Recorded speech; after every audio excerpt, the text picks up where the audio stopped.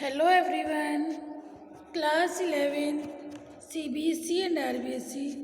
Dear student, पूर्व class में हमने चैप्टर स्टार्ट किया था वितान का फर्स्ट लेसन भारतीय गायिकाओं में बेजोड़ लता मंगेशकर। ठीक है, इसमें लता मंगेशकर के महत्व पर प्रकाश डाला गया है। ठीक है, और ये बताया गया है कि किस तरीके से सभी लता मंगेशकर के गाने पसंद करते हैं, उनके गानों में क्या विशेषताएं हैं। ठीक है, लता के गायन ने चित्रपट संगीत के माध्यम से जन जन की अभिरुचि को संवारा, यहाँ तक कि शास्त्रीय संगीत के प्रति भी लोगों का दृष्टिकोण बदल जाता है। अब चित्रपट संगीत से लता का सधा हुआ सुरीला गान सुनते सुनते आम लोग भी उसी स्वर में गाने गुनगुनाते लगते हैं। उनके संगीत की लय, उनका सुरीलेपन की समझ बढ़ने लगती है। इस प्रकार संगीत की लोकप्रियता और अभिरुचि के विकास प्रसार में लता का योगदान बहुत अधिक है। ठीक है बेटा, यहाँ तक मैंने आपको पूर्व क्लास में पढ़ा दिया था। अब इसके बाद देखिए page number 7 paragraph number 2। Okay, Lata की लोकप्रियता का मुख्य मर्म यह गानपन है। ठीक है, लता के गाने की एक और विशेषता है उसके स्वरों में निर्मलता। उसके पहले की पार्श्व गायिका नूरजहाँ भी एक अच्छी गायिका थी, इसमें संदेह नहीं था। नूरजहाँ इससे पहले, लता मंगेशकर से पहले नूरजहाँ बहुत अच्छी गायिका थी, इसमें कोई संदेह नहीं है। ठीक है, उसके गाने में एक मादक उत्तान दिखता था। लता के स्वरों में कोमलता और मुग्धता है। ऐसा दिखता है कि लता का जीवन की ओर देखने का जो दृष्टिकोण है वही उसके गायन की निर्मलता में झलक रहा है। हाँ, संगीत दिग्दर्शकों ने उसके स्वर की इस निर्मलता का जितना उपयोग कर लेना चाहिए था उतना नहीं किया। मैं स्वयं संगीत दिग्दर्शक होता तो लता को बहुत जटिल काम देता, ऐसा कहे बिना रहा नहीं जाता। लता के गाने की एक और विशेषता ये बताई गई है कि उसका नादमय उच्चार उसके गीत के किन्हीं दो शब्दों का, ठीक है, उनके गीत के किन्हीं दो शब्दों का अंतर स्वरों के अलावा द्वार बड़ी सुंदर रीति से भरा रहता है और ऐसा प्रतीत होता है कि वे दोनों शब्द विलीन, ऐसा प्रतीत होता है कि जैसे वो दोनों शब्द विलीन होते होते एक दूसरे में मिल जाते हैं। ये बात पैदा करना बड़ा कठिन है, परंतु लता के साथ ये बात अत्यंत सहज और स्वाभाविक बैठती है। ठीक है, ऐसा माना जाता है कि लता के गाने में करुण रस, ठीक है, ऐसा माना जाता है कि लता के गाने में करुण रस विशेष प्रभावशाली रीति से व्यक्त होता है, पर मुझे खुद यह बात नहीं पटती। मेरा अपना मत है कि लता ने करुण रस के साथ साथ न्याय नहीं किया, बजाय उसके मुग्ध श्रृंगार की अभिव्यक्ति करने वाले मध्य का द्रुतलय के गाने लता ने बड़ी उत्कटता से गाए। देखिए, द्रुतलय लय 3 प्रकार की होती है बेटा। एक होती है विलंबित्यन लय अर्थात धीमी, मध्य लय बीच की, और द्रुत लय अर्थात तेज। मध्यम से दुगनी और विलंबित्यन से चौगनी लय को द्रुत लय कहा जाता है। ठीक है बेटा, द्रुत लय पता चला किसे कहते हैं। तो जो क्या कह रहा है, क्या बताया गया है कि ऐसा माना जाता है कि लता के गाने में करुण रस विशेष प्रभावशाली रीति से व्यक्त होता है, पर मुझे खुद यह बात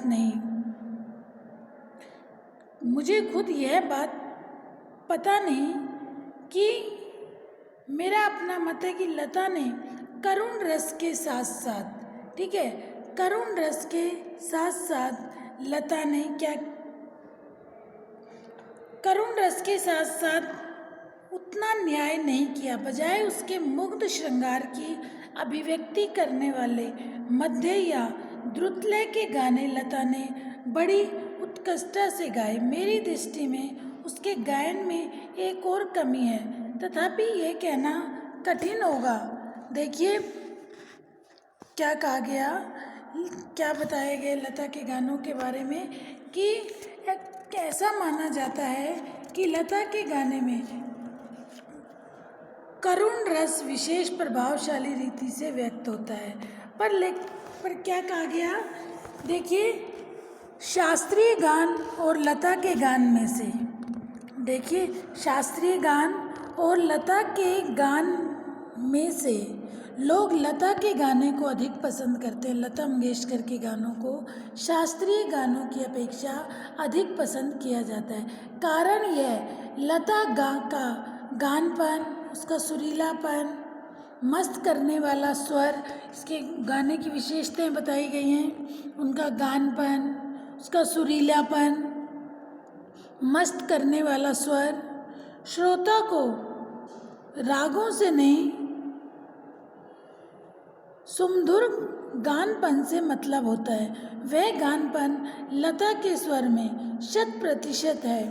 यही लता की लोकप्रियता का मुख्य मर्म है। नूरजहाँ की गायकी में जहाँ एक मादक उत्तान होती थी, वहीं लता के स्वर में भी निर्मलता है, उनमें कोमलता है, मुग्धता का संगम है। मानो उनका निजी जीवन उनके स्वर में झलक उठता हो। यह अलग बात है कि संगीत दिग्दर्शकों ने उसकी इस कला का भरपूर उपयोग नहीं किया। लता के गाने में एक प्रकार का नादमय उच्चार है। उसके गीतों के 2 शब्दों को अंतर स्वरों की आस से भर जाता है। ऐसा लगता है मानो दोनों शब्द एक दूसरे में विलीन हो गए हैं। लता की यह विशेषता अनुपम है। लोग कहते हैं लता ने करुण रस के गाने बहुत अच्छे गाए, ठीक है, पर लेखक का मत इसके विपरीत है। उसके अनुसार लता ने मुग्ध श्रृंगार के गाने मध्य और द्रुत लय में बहुत अच्छे गाए। संगीत दिग्दर्शकों ने उनसे ऊंची पट्टी में गवाकर उनके साथ अन्याय किया। अब एक प्रश्न यह उपस्थित होता है कि शास्त्रीय संगीत में लता का स्थान कौन सा है, ठीक है, कि एक प्रश्न अब यह उपस्थित होता है कि शास्त्रीय संगीत में लता का स्थान कौन सा है। मेरे मत से यह प्रश्न खुद ही प्रयोजनहीन है।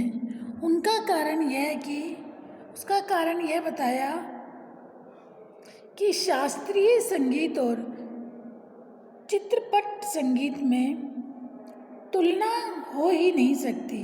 जहाँ गंभीरता शास्त्रीय संगीत का स्थायी भाव है, वहीं जल दल्लय और चपलता, जल दल्लय द्रुत लय, ठीक है, जल दल्लय अर्थात द्रुत लय।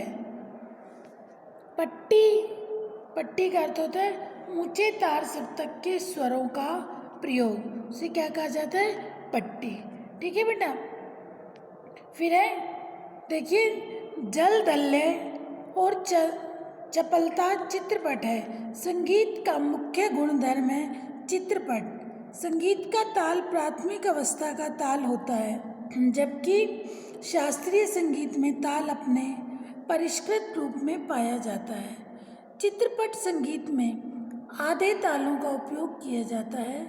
उसकी लयकारी बिल्कुल अलग होती है, आसान होती है। यहाँ गीत और आघात को ज़्यादा महत्व दिया जाता है। सुलभता और लोच स्वरों का बारीक मनोरंजन प्रयोग, ठीक है, उसे क्या कहा जाता है, लोच, ओके। यह गति और आघात को ज़्यादा महत्व दिया जाता है। सुलभता और लोच को अग्रस्थान दिया जाता है। तथापि चित्रपट संगीत और गाने वाले को शास्त्रीय संगीत की उत्तम जानकारी होना आवश्यक है, और वह लता के पास निसंशय है। 3 साढ़े 3 मिनट के गाए हुए चित्रपट के किसी गाने का और एक आध खानदानी शास्त्रीय गायन की 3-3.5 घंटे की महफिल, इन दोनों कलात्मक आनंदात्मक मूल्य एक ही हैं। ऐसे में मानता हूँ कि किसी उत्तम लेखक का कोई विस्तृत लेख जीवन के रहस्य का विशद रूप में वर्णन करता है।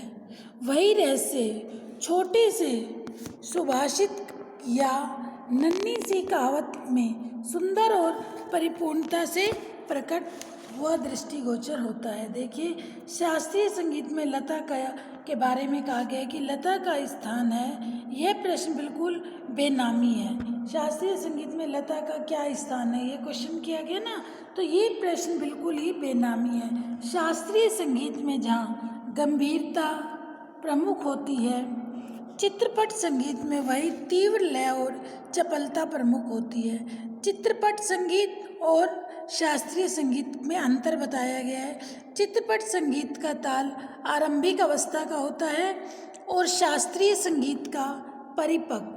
चित्रपट संगीत में आधे और आसान तालों का उपयोग किया जाता है। यहाँ गीत, आघात, सुलभता और लोच को महत्व दिया जाता है। देखिए, शास्त्रीय संगीत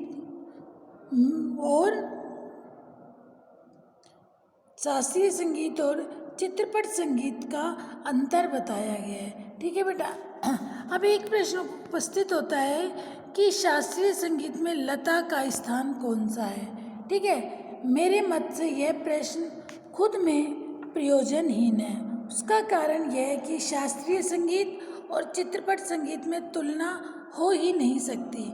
जहाँ गंभीरता शास्त्रीय संगीत का स्थायी भाव है, वही जलदल्य और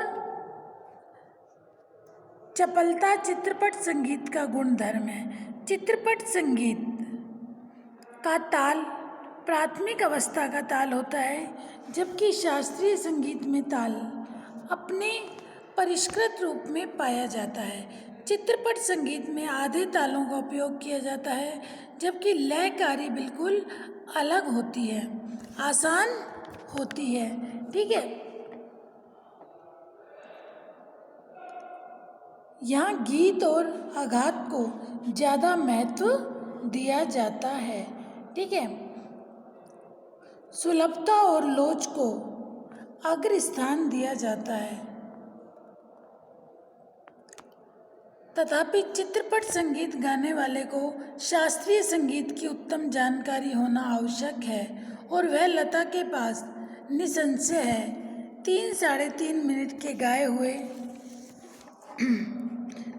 3-3.5 मिनट के गाए हुए चित्रपट के किसी गाने का और एक आध खानदानी शास्त्रीय गायन का 3-3.5 घंटे की महफिल, इन दोनों का कलात्मक और आनंदात्मक मूल्य है। ठीक है, मूल्य एक ही है।